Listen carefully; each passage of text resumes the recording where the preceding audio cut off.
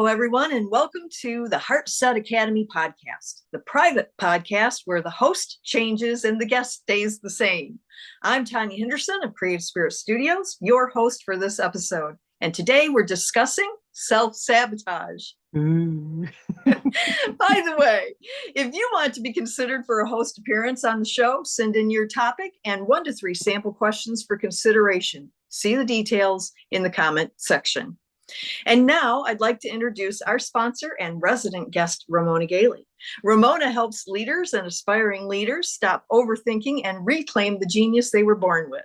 As a vibrational mentor, spiritual success coach, and author, her clients and readers learn to use their inner guidance in ways that streamline success, satisfaction, and connection every time, no matter who, no matter what.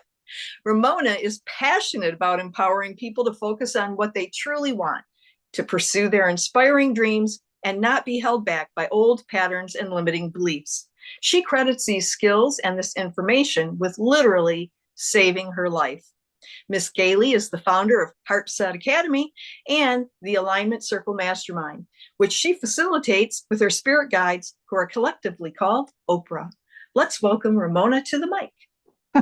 Thank you, Tonya. You did that really well. I'm so impressed. It was fun, wasn't it?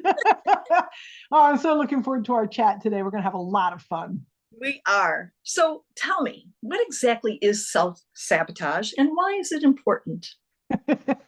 Well, self-sabotage is what we call it. But it's really just a collection of limiting beliefs and old patterns and resistance, and what I like to call, or what Oprah likes to call, entanglement. And so let's unentangle self-sabotage. It's really, here's what it is. It's our way of beating up on ourselves. This didn't work out. I must have sabotaged myself. I've been procrastinating. I must hate myself. What's wrong with me? And I'm sorry, I don't mean to make quite so much fun of it. Actually, I do. I make light of it because as soon as we can laugh about it, it's a lot easier to let it go, whatever it is. And so that's how I feel about self-sabotage. I'm really looking forward to this particular topic and just really lightening the load about the whole thing. Let's just lighten up about the whole thing, because self-sabotage, I mean, somebody's brain came up with that term. So let's get into it. Let's get into the details. So I'm looking forward to it. So tell me, what are some of the tools or techniques or resources that you've used to release or reframe your own self-sabotaging? So whenever I have that thought, and it's so endemic, I'm making fun of it, but I mean, I still have that thought. Everybody has the thought, oh my gosh, I must be sabotaging myself. Or why do I keep doing this thing that doesn't serve me? That's kind of the beginning of it, isn't it? So when I find myself in that thought pattern, the first thing I want to do is stop. Now that sounds easier than it is. Because if I'm already far down the rabbit hole, as I like to call it, way easier said than done. I know, right? How do we stop? So awareness is the first step always, right? So I become aware. I'm aware that I'm having this thought. And somewhere in the deep recesses of my mind or in my heart or in my body, there's like, uh-oh. There's that uh-oh feeling. I like to call it the uh-oh feeling. It's so much lighter than, stress or resistance or stubbornness or all the different things. We got that, I don't think I really want to be feeling this or thinking this. So to stop, I really have to practice on easier things. I really believe this, and I teach this all the time. You have to practice on easier things. So if I'm walking past an ice cream counter in the store, and I'm thinking, oh, I'd love to have some ice cream. I immediately, most statistically likely, going to have an immediate thought after that, going to go, yeah, but sugar, fat, stigma, fat, whatever, fat, blah, blah, blah, fat, blah, blah, blah, fat, so that that's going to go there, right? So if I want to think, okay, I'm feeling and I might actually even think this. Okay, I'm going to come clean. My brain might actually say, "Oh no, don't self-sabotage. Don't sabotage yourself. Don't sabotage everything you've been focusing on and everything you believe in and everything everybody believes about you." You know, and my mind can just go spiraling off into just the word sabotage. It's so upstream. It's so like that's what you do during war. You know, you Yeah, sabotage your enemy. yeah, you're like You know, sneaking behind yourself and slitting right? your own throat. Oh gosh, you can get dramatic too. This is awesome. Yes, murder and mayhem shall ensue as soon as sabotage occurs. So just I really think stopping and laughing. Okay, I'm going to call that my magic bullet. Stop and laugh. It's Yeah. reminding me of, remember that scene in Legally Blonde where the main character is teaching the secondary character in the hair salon snap, and they have this thing that they go through where they pick up the pen, they drop the pen, and then they do this, and it's kind of like stop, drop, and roll. It's like this little mantra, and if you can just like whatever feels good to you in that way, find something, link it to something like that scene from a movie that's so funny, or from something that happened in your childhood, or just from anything that you can think of. It might take a few minutes to sit down and think this through, right? A little bit of focus and say, okay, from now on, whenever I feel that, or whenever I find myself thinking that, I'm just going to stop, drop, and roll, or snap, and whatever that thing is. Like, I'm going to just stop and release, stop and release. And so it's, when you become sensitive to that, what I call that uh-oh feeling, you get more and more and more clued in, and more things start to, I'm going to tell you this up front, okay? More and more things are going to start bothering you. Oh, but take heart, because they've always bothered you. You were just suppressing the bother, right? And it comes out in self-sabotage. So if you can like get used to the idea that, okay, for a little while, I'm going to be bothered by more stuff as my standards rise. I like to say, well, your standards are rising. It feels pretty good. Okay, I can put up with a little bit of bother if my standards are rising. Like, I'm pretty hot shit, right? So if my standards are rising, then okay, good. Well, that's why this is bothering me. I've done it forever. Why is it bothering me? Okay, my standards are higher. And that to me is the secret behind this whole self-sabotage thing. Really, any label we're going to put on ourselves that really sounds pretty mean, like stupid. Like, why would I be stupid enough to self-sabotage? right. So once you let go of all that, you don't even get there. When you stop and laugh and redirect, you don't even get to there. It short circuits the whole thing. So just practice on little things. And then when the big thing happens, you have a car accident. You're on your way to the interview of your dream job, and you hit somebody and you miss the interview, right? Ultimate self-sabotage, right? Instead of going there, stop, drop, and roll. Or whatever your most laughing thing is, like just really just stop and notice it, and then let it go. And I know that it sounds easy, and then when you've tried it, then it sounds hard, but then it gets easy again. So that's my kind of long-winded laughing answer to that question. Practice makes it easier over time. Yes. Yes. So I hear a lot of people say, that they're catching themselves repeating patterns. Mm-hmm. Do you think that that's the same thing as self-sabotage? This idea of, I keep doing this thing over and over again, and I don't know. Yeah, I think that's exactly what people mean when they say self-sabotage. Well, except for the example I was just giving, if you're on your way to the car, into the interview that your dream job, and somebody doesn't hit you, you hit somebody, right? If somebody hits you, it's a lot easier to say, oh, gee, whatever your story is. I mean, you could go in a million different directions from there. But if I'm the one that hits somebody else, or let's say even a stop sign or something that's not even right, moving, I can feel really stupid if I let me feel that way and think all those thoughts. But I'm still going to say, I'm going to agree with you, it's still a pattern. It's a habit, and it's a habit that got developed eons ago for some of us. We're like, how old am I actually? But for for all of us, it's probably started sometime in childhood where we learn most of our, let's call them coping mechanisms for whatever our environment was. And in my environment, I wasn't allowed to be stupid. That was like the worst thing in the world you could be, was stupid. Like I would do anything to avoid that label. In fact, I never even heard that label. I felt it in the contempt, or the ridicule or whatever, but nobody ever actually said those words to me. I think I would have just exploded or something. I don't know what would have happened, curled up in a ball and died. I don't know. But some people are in an environment where they're called stupid over and over and over and over and over and again. So whatever it is, that develops patterns, coping mechanisms, protective devices, whatever you want to call it. Sometimes it's just an unthinking, this is how I've always done it. That's how I put on my pants. This is how I brush my teeth. So anytime we find ourselves in something unwanted, can be as dramatic as self-sabotage. It could be as easy as, I'm not drinking enough water. I want to drink more water. So whatever that is, when you stop and find the humor in it and then redirect from it, you're actually really doing the best thing you could do. I mean, I would love to sit here and say, do this technique and then that technique and then dismantle it in this way. And then here's a recipe for this, and here's a bite-sized nugget. What do they call them? Snippets. Here's a perfect snippet. It's an action that you can take. 5 steps for recovering self-sabotage. Exactly.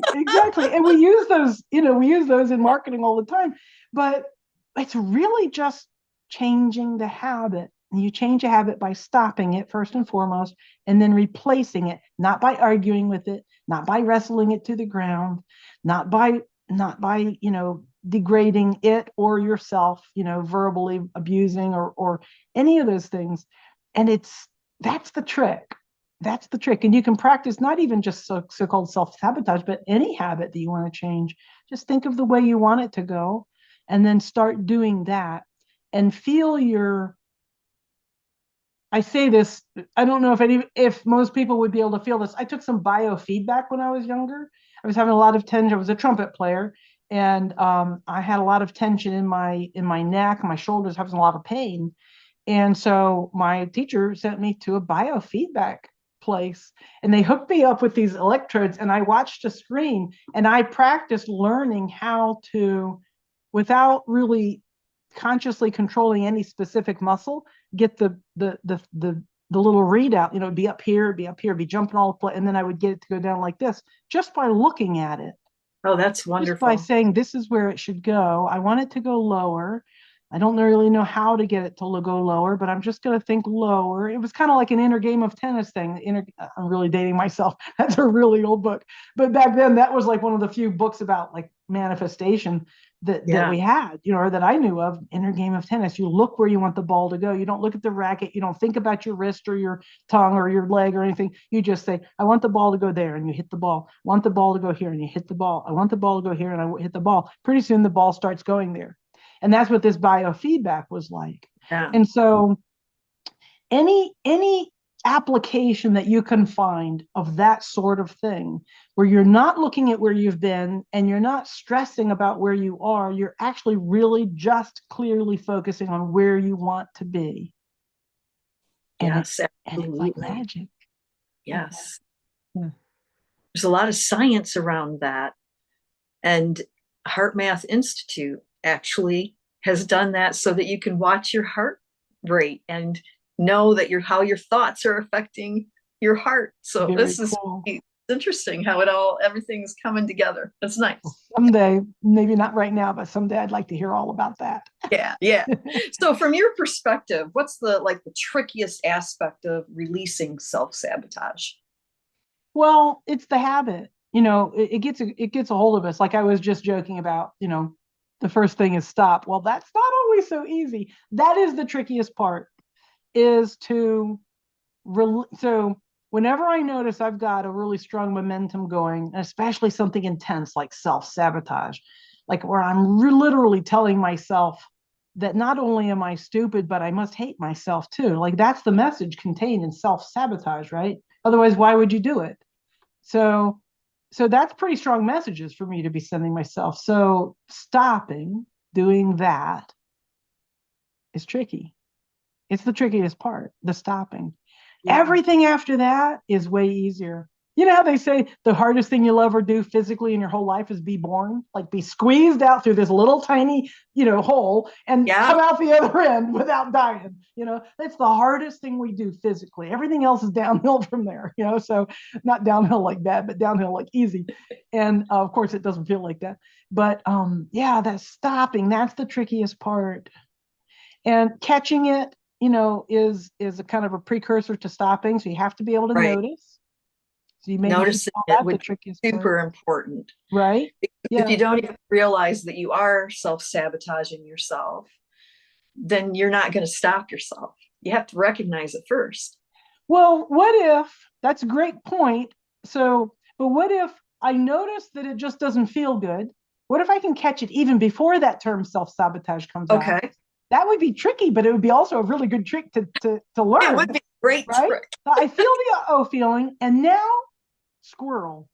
In my group, we joke a lot about, oh, look, squirrel. Well, it's kind of a stand-in for just, oh, look, glass of water. I'm gonna just change my focus and drink this glass of water and say, wow, I love water. And now, hopefully, I'm not thinking about that other thing. Now, let's say it comes back because it's self-sabotage. It's very serious. It's very dire consequences. You must pay attention to me. Self-sabotage. Okay, all right, I hear you. Okay, now I could just go back to the water again.